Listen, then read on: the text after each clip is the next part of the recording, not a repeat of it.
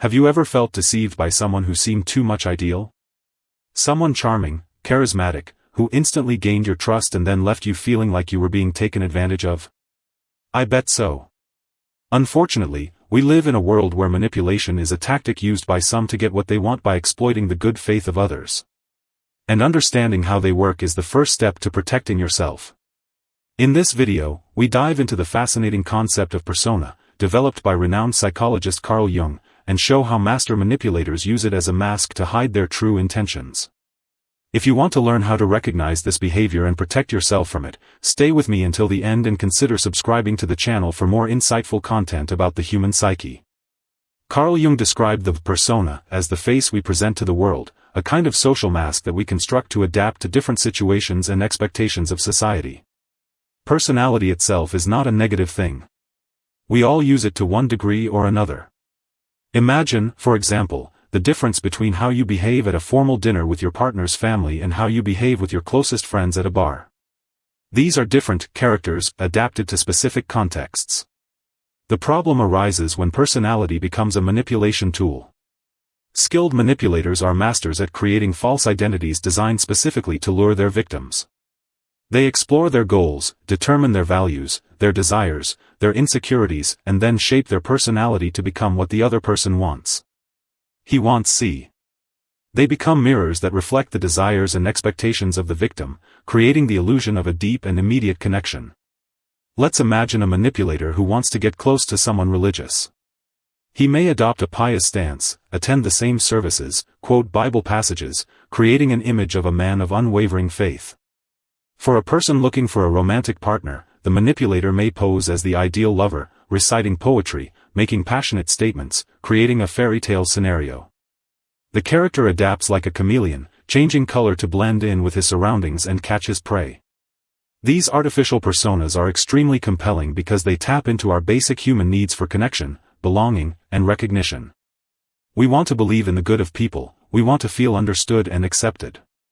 And the manipulator takes advantage of this vulnerability, creating a facade of authenticity that hides their true motives. He becomes the ideal friend, the ideal companion, the trusted colleague until his claws sink firmly into the victim. Now let's delve into the darkest territory of the human psyche, the shadow. According to Carl Jung, the shadow represents the hidden side of our personality, the repository of everything we repress, deny and consider unacceptable, our fears, insecurities, aggressive impulses, selfish desires. And it is this shadow that the manipulator skillfully projects onto others as a form of control and domination. Do you want to understand how this works in practice? Shadow projection is an unconscious defense mechanism. Instead of admitting their flaws and taking responsibility for their actions, the manipulator attributes these negative characteristics to their victim. He accuses her of doing what he himself does, criticizes her for experiencing the same feelings he tries to repress.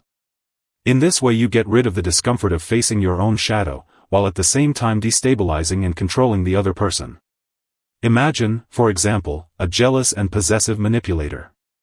Instead of admitting his own insecurities, he constantly accuses his partner of infidelity, projecting his own tendency toward distrust onto him. Create conflict situations, record things, conduct interrogations, and sow seeds of doubt in the victim's mind. The manipulated person, in turn, begins to doubt himself, feel guilty and anxious, even without having done anything wrong. Another common example is a manipulator posing as a victim. He constantly complains about injustices, puts himself in the role of victim and blames others for his problems. In this way, he manipulates the people around him, evoking compassion and making them feel responsible for his well-being. He feeds off the energy of others, draining their life force while shirking responsibility for solving his own problems. Shadow casting is a clever tactic because it works on an unconscious level. The victim often does not realize that they are being manipulated because the manipulator's accusations seem to come from a place of sincerity and concern. She feels confused, guilty, and begins to question her sanity. The manipulator, in turn, places himself in a position of moral superiority, as the owner of the truth, strengthening his control over the situation.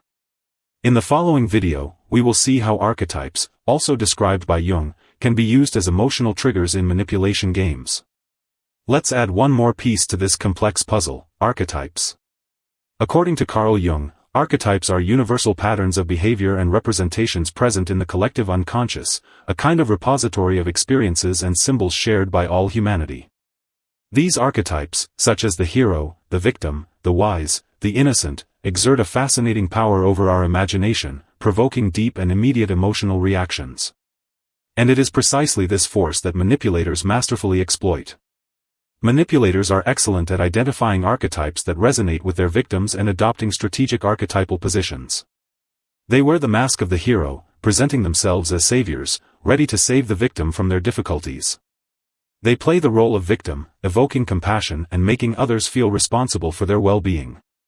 Or they put themselves in the place of the sage, offering advice and guidance, creating an aura of authority and knowledge. Imagine, for example, a manipulator approaching a vulnerable person who is going through difficult times. He presents himself as a hero and offers support, financial assistance, and magical solutions to their problems. It becomes a friendly shoulder, a lifeline in the middle of the storm. The victim, weakened and needy, clings to this heroic figure without realizing that he is falling into a trap. Another example is that of a manipulator who puts himself in the role of victim. He constantly complains about injustices, he presents himself as a person misunderstood and persecuted by the world. Share sad stories, generating compassion and making others feel guilty about their situation. In this way he manipulates other people's emotions, receiving attention, care and support, without taking responsibility for his own life.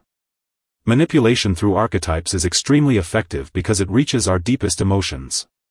Archetypes resonate with our unconscious aspirations, fears and desires, creating a direct and powerful connection with the manipulator.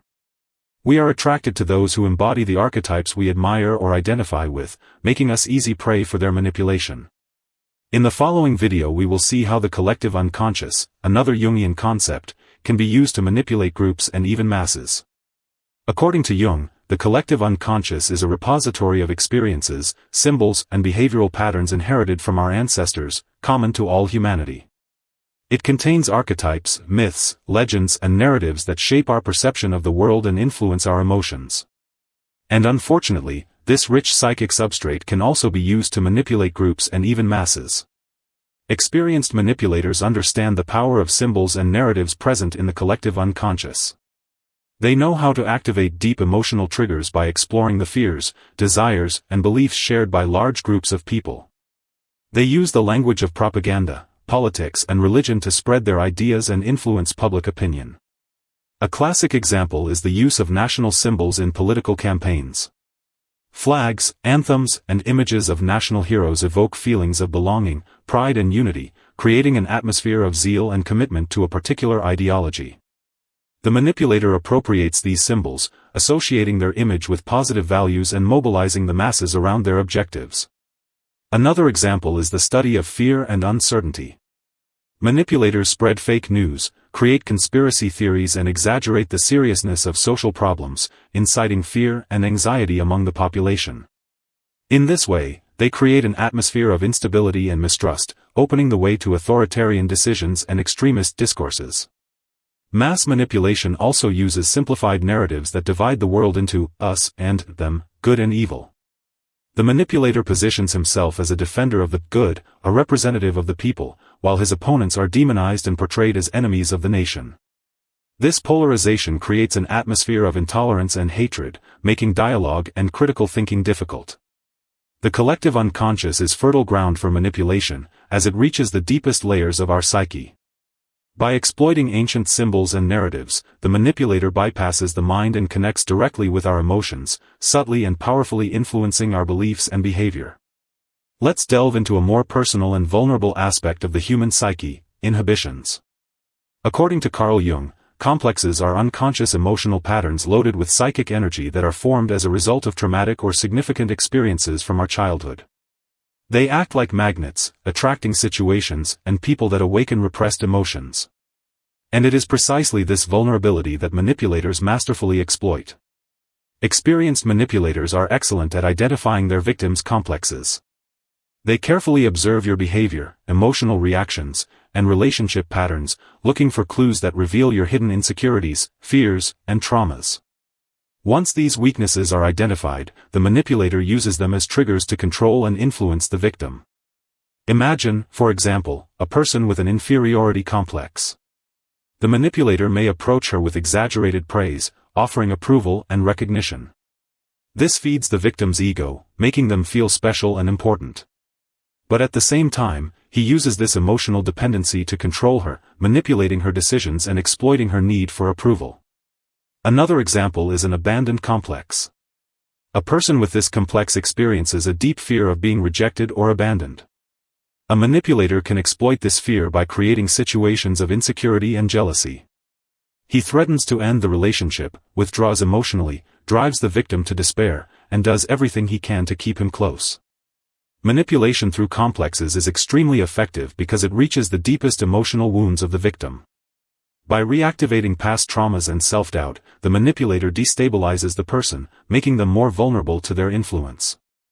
The victim feels confused, fragile and often cannot realize that they are being manipulated. In the following video we will discuss how the process of individuation, also described by Jung, can strengthen us and protect us from manipulation. Individualization. According to Carl Jung, individuation is the process of personality development, becoming a whole and integrated person in contact with all aspects of his being, including the shadow. And it is this process of self-discovery and integration that strengthens us and protects us from manipulation. If you've made it this far, congratulations. Individuation is a path of self-discovery that requires the courage to face our own shadows, accept our imperfections, and integrate rejected parts of ourselves. The more we know ourselves, the more aware we become of our own patterns, our motivations, and our weaknesses. And this awareness is our best defense against manipulation. When we come into contact with our shadow, we become aware of our own manipulative tendencies and are less likely to fall into manipulative traps. We identify the emotional triggers that make us vulnerable and we learn to deal with them in a healthy way. We develop the ability to question the intentions of others, to distinguish between authenticity and manipulation. Individualization also strengthens us emotionally. By integrating our shadows we stop projecting them on others and take responsibility for our emotions and actions. We develop self-esteem, self-confidence and assertiveness, which makes us less susceptible to the influence and control of manipulative people. The path to individuation is not easy, but it is rewarding.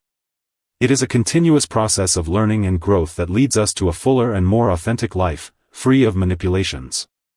Some practices that can help in this process are therapy, meditation, introspection, and the study of psychology. Remember, knowledge is power. By understanding the mechanisms of manipulation and investing in your personal development, you become stronger and more resilient, able to build healthy relationships and protect your emotional integrity. Share this video with others who may benefit from this information and continue following the channel to learn more about psychology and wellness. If this content has helped you better understand manipulation tactics and strengthen your self-defense, please support this video by liking it. Your like helps the channel grow and reach more people who need this information. Subscribe so you don't miss the next videos and activate the bell to receive notifications. Share this knowledge with your friends and family, helping them protect themselves from manipulation. Let's build a more conscious and sustainable community together. Leave a comment below sharing your experiences and thoughts on this topic. Your participation enriches the discussion and strengthens our support network. I'll wait for you in the next video.